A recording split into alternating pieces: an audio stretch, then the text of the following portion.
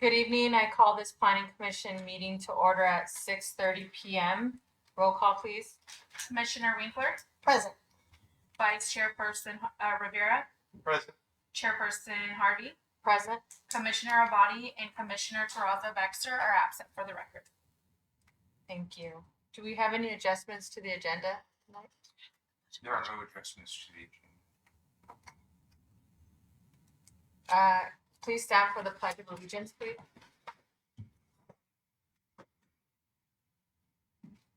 Ready? Begin.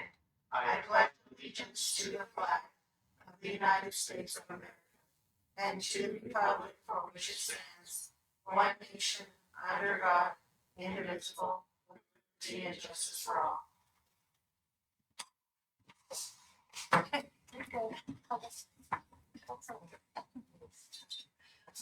B, public appearances.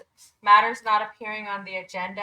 If you wish to address the planning commission concerning any item not appearing on the agenda and within the commission's jurisdiction, please raise your hand and be acknowledged by the chairperson. And at that time, please state your name and address for the record.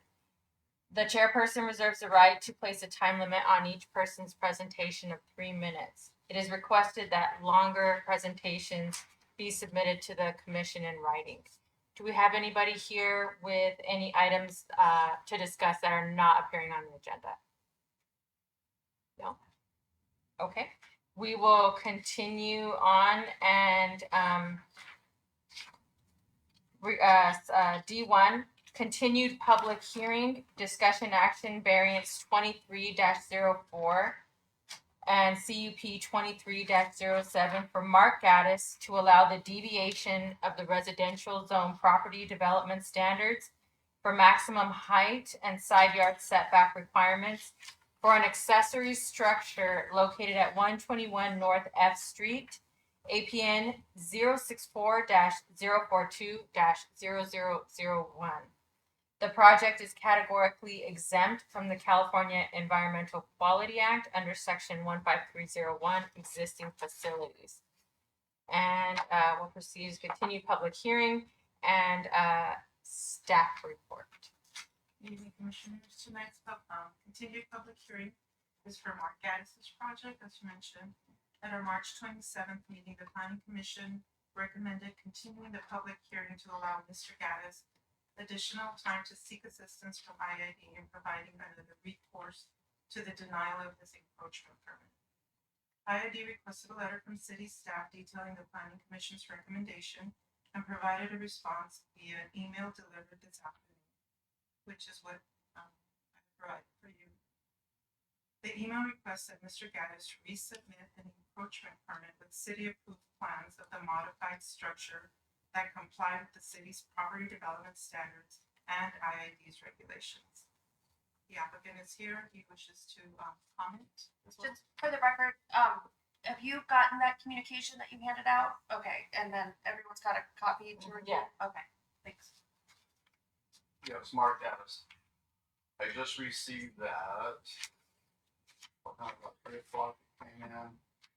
Prior to that, I had a communication from I spoke to the supervisor of that department. And our first communication, which was in writing, seemed to indicate that if the city would grant my variance, that he would then work on granting a variance on his end. And then at 3 o'clock, a different communication came in. I said, no. Modify the structure type of deal. I have yet to go to the elected IED supervisor for my area because I was working through the department heads that were in place. An idea is if I could get a conditional approval for my variance, I could then take that to the elected IAD supervisor and say, look, I got the city on board, I can get you guys on board, I've got this thing covered, right? But then it's always who's gonna make the first move, the district supervisor or you guys? So I need some sort of a conditional approval that says, yeah, we'll approve your variance, provided you get the approval from the IID. And if I don't ever get the approval from the IID, then yours is void. That's kind of where I'm at right now. I need some more time. I need something more to work with.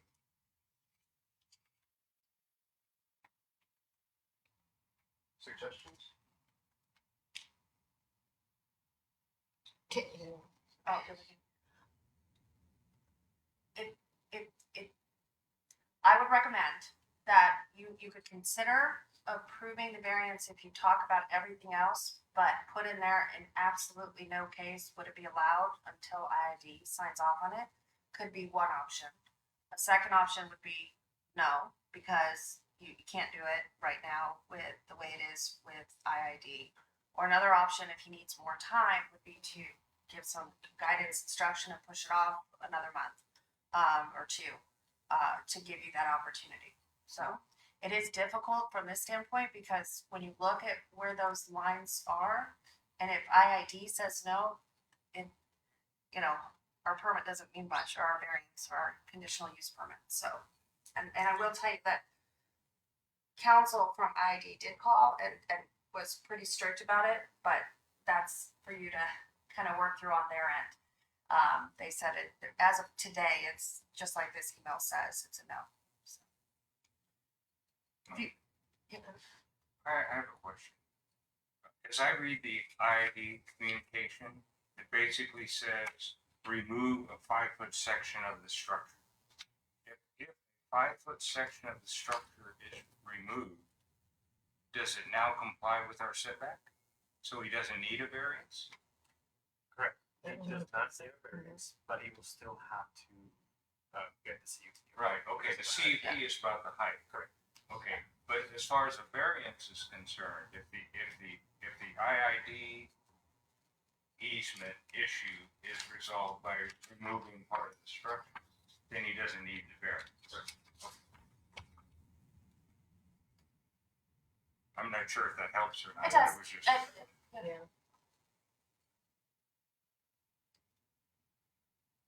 The reason I have resisted on modifying the structure is, as it is right now, I have my RV and 3 trucks, 2 parked beside the RV, 1 parked in front of the RV, and they all have to be locked up because we started having tools and equipment stolen 15 years ago. If I move the post over 5 feet, I won't be able to put trucks in there any longer. They just won't fit. You'd have to put them, but without a shade on top. No, because the post will be moved 5 foot inward, and there's not room to parallel park 2 pickups side by side, or the RV and a pickup, and Okay. so without the RV, I could put 4 trucks in there and lock them up. Mhm. If I move the post over 5 feet, I can't squeeze pickups in side by side any longer. These are service bed trucks, right? It's got 10 toolboxes around them type of deal. Okay. So does the shade cover, I'm sorry, does the shade cover all the vehicles? Because it looks like there's a lot of parking. Everything. It covers everything. So all the So- trucks are under shade. Okay, so it's a matter of removing the shade altogether then, because with the pole would be in the way, but you could remove the shade altogether and then you could park all the vehicles there. Correct? I could. How does the department feel if IAD were to give him a waiver? Let's just say they gave him a waiver instead of doing this, then we would still require our variance? Or we could put that stipulation that in case he talks to someone and they say, okay, we're gonna waive the IID restrictions, then what would we think You then? mean like waive it or just approve the encroachment? Up for the encroachment, yeah, like just say, okay, well, instead of making him move it down, okay, we'll accept this extra 5 foot, and then what would we think then? I think we still have, it would still be in the setback, right? That's what I'm thinking, we're still gonna require, The variance would be required. so just so he knows, if he's gonna go speak to somebody, it's not a matter of getting them to waive it or to allow it, because we're still gonna have the restriction on anyway. You see what I'm saying? But if the IID signs off on it, and you approve my variance, we would still have to approve the variance. Correct. Correct. That's what I wanted to make sure you knew, that if the IID said, Yes, okay, we'd still have to approve the variance. yes, ma'am. Okay. But would we be more amenable to the CUP since the height is an issue? As I have been driving around looking, you can see quite a few of these now that you're kind of in tune for RV shades. All of them are above 12 feet because you can't get a fifth wheel RV under a carport that's not higher than 12 feet. So these, approving the CUPs for the height doesn't seem to be an issue. Yes, if I may, that's not an issue. And we will receive any complaints opposed, any comments opposed to the project. Okay. Regarding The height, the CUP. yes. We have a lot of quirks, if I can call it that, in our ordinance. Because as I look at the picture, and maybe it's a matter of the angle that the picture was taken from, but this accessory structure looks like it's not higher than his house. Yeah, that's, So It's not higher the than the quirk I'm peak. talking about is the fact that for an accessory structure, the height limitation is lower than what you could build a house. So you can build a house, not need a CUP, have whatever the height is, and then you want to have an accessory structure. And we've come across this before. We've had a hearing where someone wanted to build an RV. There wasn't a setback issue, but there was a height issue. Maybe there's a reason for having accessory structures lower than the main house. I don't know, but that's the way our ordinance is written. You are correct, Dennis. The peak of my roof of my home is substantially higher than the carport. Which seems odd to me, but I'm not a Yeah. development standard person or a plan. which is, So what I hear Mr. Morris saying is, as far as the CUP is concerned, which addresses height, staff doesn't have any issue with that. It doesn't appear that IID has any issue with height. It's just the proximity to their easement is their issue. And I'm not aware that we received any negative comment from, because of the variance in the CUP, people went 300 feet. People 300 feet around are given notice of the fact that this is going to be potentially approved. I'm not aware that anybody has any issue.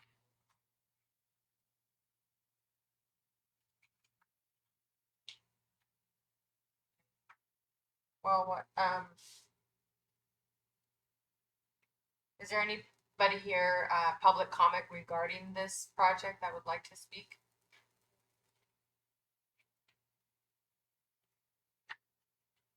Commissioners, what are you thinking as far as next steps, in regard to, what council said are some of our options? I would be open to sending it, letting, postponing it or whatever, until he goes and talks to the IID and see if they're willing to accept that. My only reservation was, again, the height, but we've already outlined that that's not even anything that comes back for consideration. So that's taken off the table. And I understand the types of trucks that he has. I mean, he just has no forgiveness. He needs that footprint. I think the best thing, in all fairness, is just to try to buy the man a little bit more time, see if he can get directly with the correct people in the IID. Because again, the only concern I had was, are we going to come back? Are we going to butt ahead again with height? But I mean, that's not even. We've already outlined that's not going to be an issue. Mark, can you, rehash to me again what you said, earlier, as far as you spoke to a supervisor, not a supervisor, but supervisor within the real estate department, and there was some sort of positive correct. feedback, or? That is correct. And his first communication that B.1 has came in a couple of days ago. It said that if I could get the city to sign off on my easement, that the IID would then work with me to sign off on my easement, because I told him, look, meet me over there, I'll modify it if you need, like, me to knock it down, if you need to get in here and fix these poles, but I've been there 20 years, they never worked on anything over there. So the first communication was pretty good, and then this other one came in at 3 o'clock, that, like, he had second thoughts, I don't know why it came in. Okay. And So this is the same person. I believe so. Okay. It came from Patricia, correct? Yeah. Okay. This came from Patricia. Just from a legal standpoint, I do think it's easier for you to have a more full discussion when you know what's being done. I mean, I think you're indicating to him that as a group, it seems there's a consensus that you would likely, in the recommendation for height, not an issue, but guessing about what the structure's gonna look like or whether it's gonna be moved.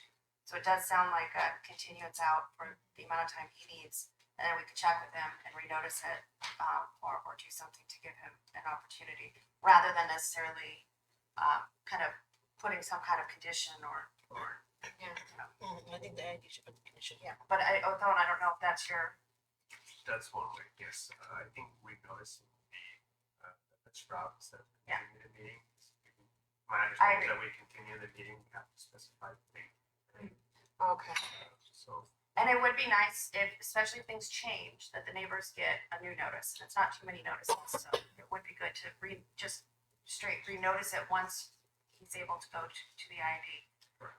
And I hope you have enough guidance from the planning commission now about what they're thinking, to at least be able to go to them. It just things move really slowly over there, so we just barely got those communications this week. Yeah. And, so now that I didn't get a lot of headway with the real estate supervisor, I'll just go to my elected official. I think realistically, we understand that. We kind of expected that speed with the IID, and that's what we're considering, not necessarily anything else.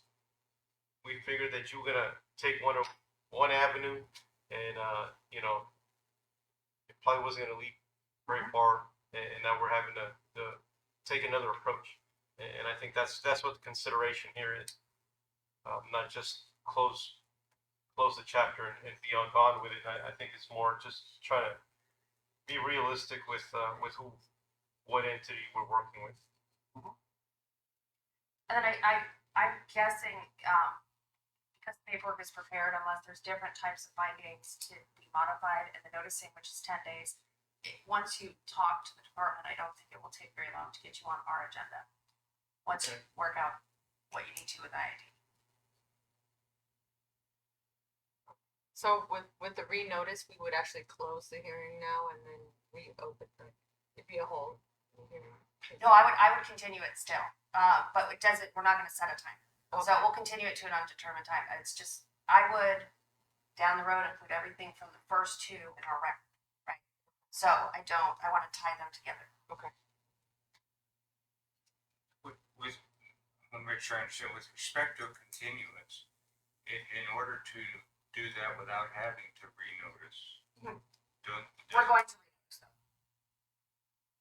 We just don't have it, I mean, we can pick a date and time now, but well, We I can guess just- I don't know what the cost associated with renoticing is, as I recall. A renotice involves publication in a newspaper and sending to everybody within 300 feet. There's some cost associated with that, and it usually falls to the applicant to do that.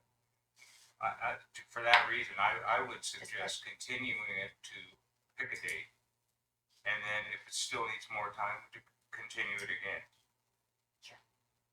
yes, Uh, gives you the option to not. I mean, because it's 2 months. the fee for a CEP and a variance for something so seemingly simple isn't cheap. And most of that is because of the notices we have to spend and the costs involved in doing it. Now, maybe Mr. Gaddis will say, no problem. I don't know. I'm cheap, Dennis. Oh. I hear Continue it to a specific date, and if we need to continue it again, we'll do that. There's the 22nd of May or June 12th, or June 26th. I do June, just. Yeah. Yeah, June 12th. 6 weeks from now is June 12th. That We'll will, take it. And if what we'll do is if we have to continue it further, so a little bit before that, before we publish, we would still list it as continued to another date, but get in touch with Othon to determine, or the department, to figure out that beforehand. I hope not. I'm sure Mr. Gaddis would like to move on with. Yeah. We would all like that.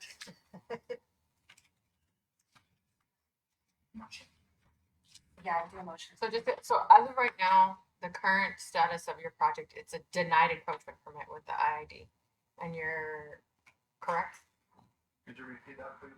The current status of your project, this project at the IID, is a denied encroachment permit, correct? And you're working on appealing that? Correct. Okay. So I'd like to move a motion to continue this matter Do I have a second? for June 12th. I'll second that motion. Roll call, please.